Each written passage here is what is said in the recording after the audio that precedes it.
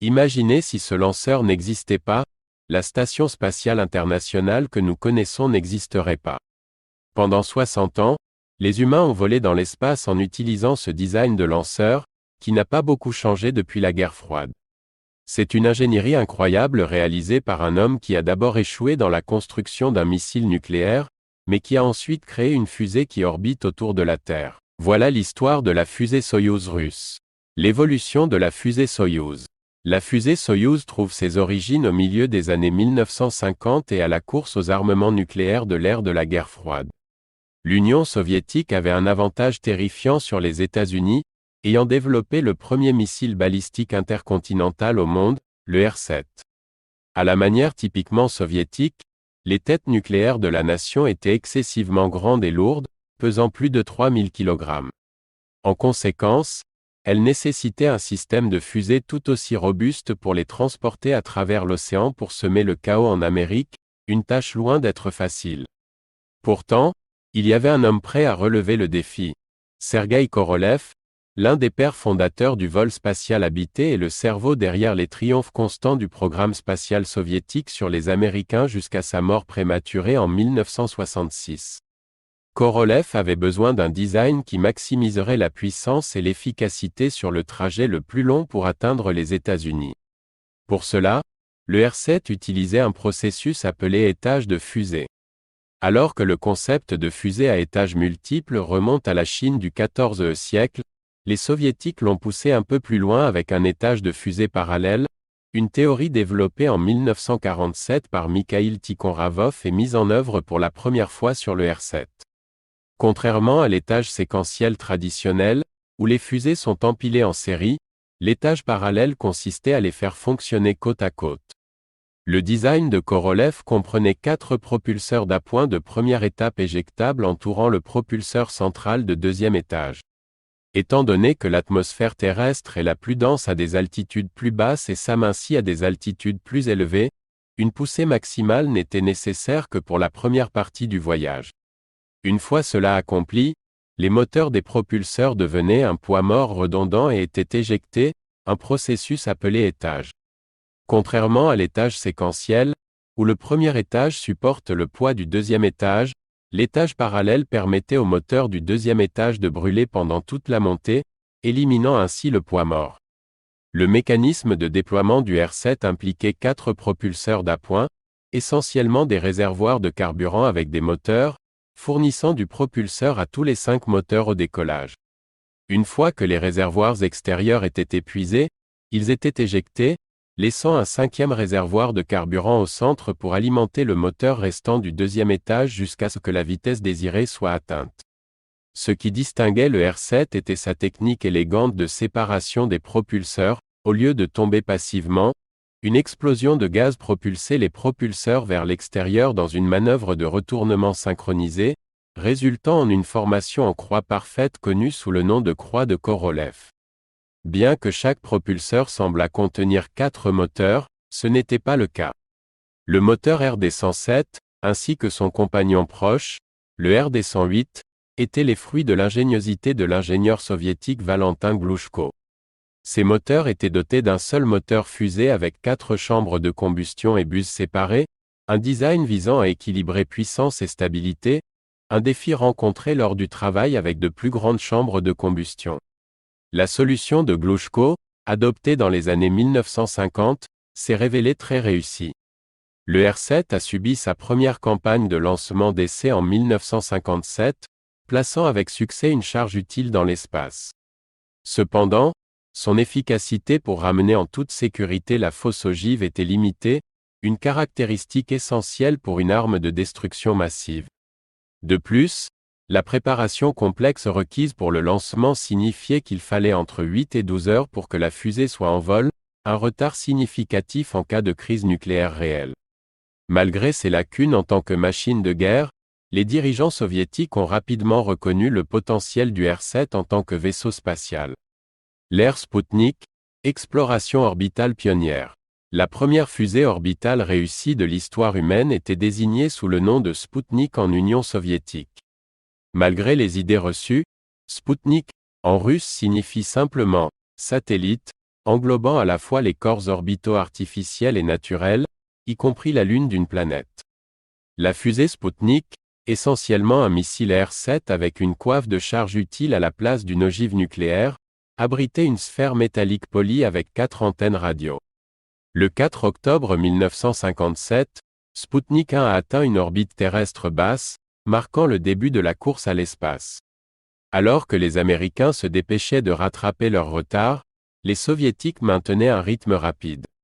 Sputnik 2, lancé le 3 novembre 1957, transportait la malheureuse chienne Laïka, le premier être vivant de la Terre à entrer dans l'espace extra-atmosphérique, devenant tragiquement également le premier terrien à y périr.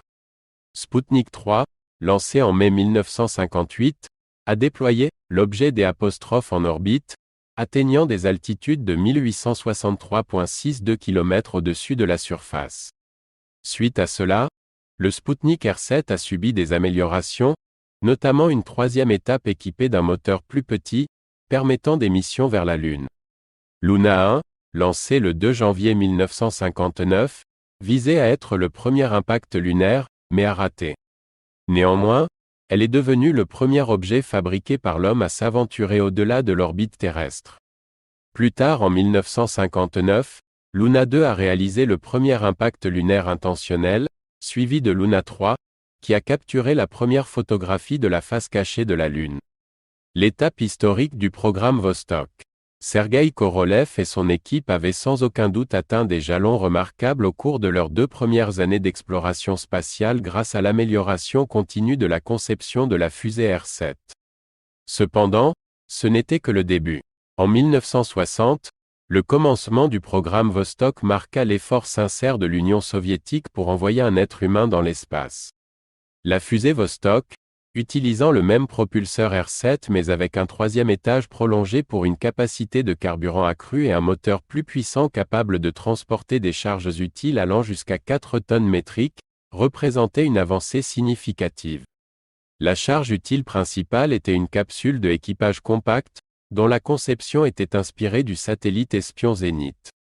Le 12 avril 1961, Youri Gagarin a marqué l'histoire en voyageant à bord d'une fusée Vostok, devenant le premier être humain à s'aventurer dans l'espace et à orbiter autour de la Terre.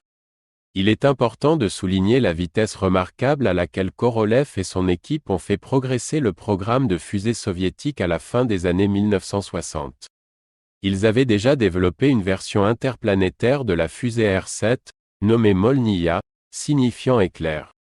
Bien que l'étage central et les propulseurs latéraux soient restés inchangés par rapport à la conception du R-7, le troisième étage a reçu des améliorations, comprenant un moteur de chambre de combustion quadripartite plus puissant similaire au moteur de propulseur mais ajusté pour de meilleures performances dans le vide spatial.